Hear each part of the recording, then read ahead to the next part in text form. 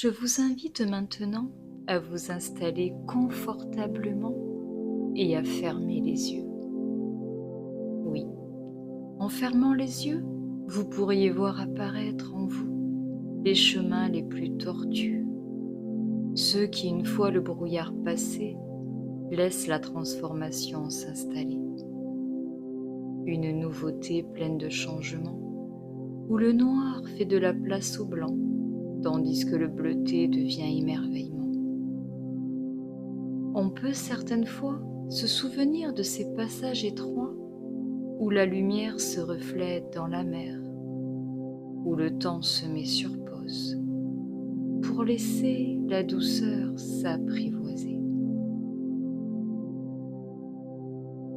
Car dès à présent, on peut laisser la tristesse du passé s'évacuer pour que la lumière puisse de nouveau s'afficher.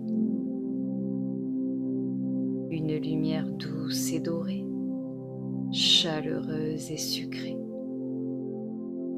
Un moment de calme et de nouveauté, un mouvement de palme bien orchestré où la tristesse peut s'en aller. Car il est temps de cesser de pleurer sur le passé. On peut dorénavant penser aux choses qui nous font du bien, qui nous émerveillent, qui nous permettent de voir la joie, de la ressentir, de la laisser s'installer comme la nuit en été. Tout simplement, laisser le passé derrière soi pour profiter de l'instant. Car toute tristesse a une raison d'exister. Mais les joies aussi ont le droit de vivre, de s'expanser. Alors pour cela, vous n'avez rien à faire de particulier. Vous avez simplement à vous laisser guider par l'histoire que je vais vous raconter. Une histoire douce et apaisante, mêlant amour et légèreté.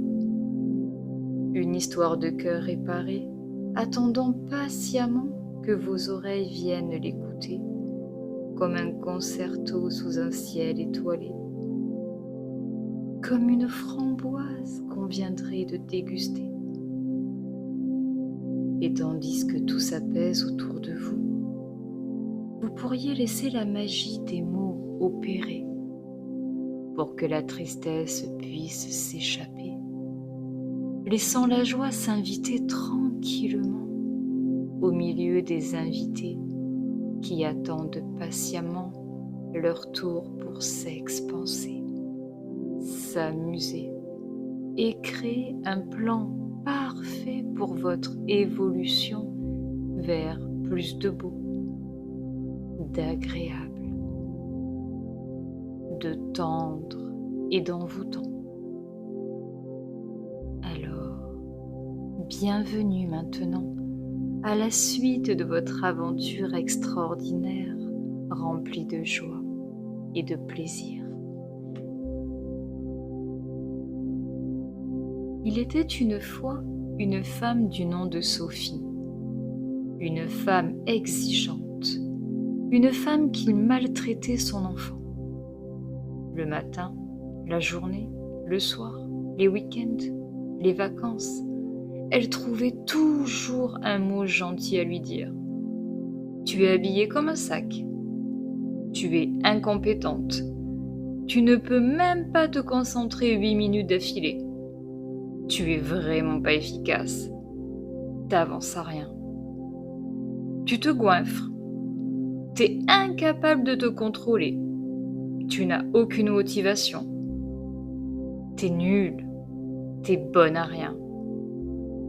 Et plus ces mots s'enfonçaient profondément dans la tête, et plus on voyait cet enfant dépérir. Elle souriait moins.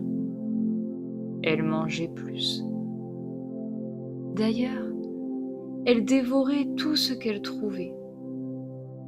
C'est comme si chaque mot méchant créait un trou en elle qu'elle comblait par de la nourriture.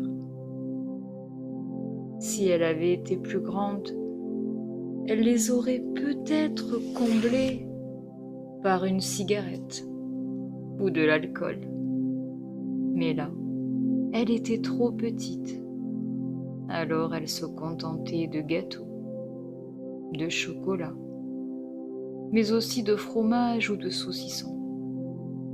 Peu importait finalement, tant que ça bouchait les trous.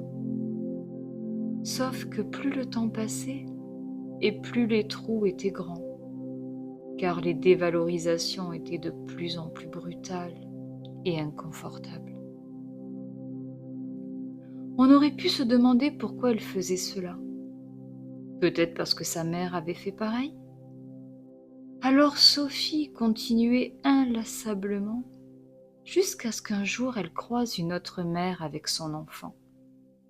Et cette mère dit à son enfant : « Si tu arrêtais de te goinfrer, tu ne ressemblerais pas à ça. Tu me fais honte. » Et Sophie sentit une colère monter en elle et elle prit la défense de cette petite. C'était invraisemblable. Elle pouvait maltraiter son enfant, mais elle ne supportait pas de voir un autre enfant se faire maltraiter. Alors, quelques heures après, sa copine qui était avec elle lui murmura : « Ce que tu as dit à cette mère demandait beaucoup de courage. Tu as trouvé les mots justes. Tu as pris la défense de l'enfant sans mépriser la mère. Mais peut-être qu'il serait temps maintenant que tu fasses la même chose avec ton enfant et que tu appliques ses conseils à vous deux. Je ne comprends pas pourquoi tu me dis ça. Je n'ai pas d'enfant. Jamais je ne traiterai un enfant de cette façon. Je sais. Mais regarde comment tu te traites toi. Comment chaque jour tu es méchante avec toi-même. Comment tu te maltraites. Comment tu te vois. Jamais tu ne te félicites. Jamais tu ne te donnes de l'amour. Jamais tu ne t'encourages. Et pourtant, tu es capable de déplacer des montagnes. Tu es persévérante. Tu fais des journées de 10 heures de boulot. Tu es bienveillante envers les autres. Tu es encourageante, rassurante. Oui, mais quand je serai mince, je pourrai m'aimer. Crois-tu que c'est le poids que tu fais qui détermine ta valeur ? Plus tu vas t'aimer et moins ton corps aura besoin de récompense. Donne-toi cet amour. C'est le plus beau cadeau que tu pourras te faire. Ces quelques mots venaient de changer sa vie. Car oui, c'était son propre enfant intérieur qu'elle avait maltraité. Maintenant, elle se donne tout l'amour infini, la tendresse dont cette petite fille avait besoin.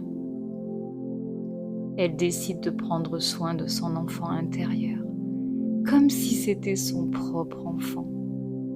Elle choisit de lui apporter de la douceur et de l'amour.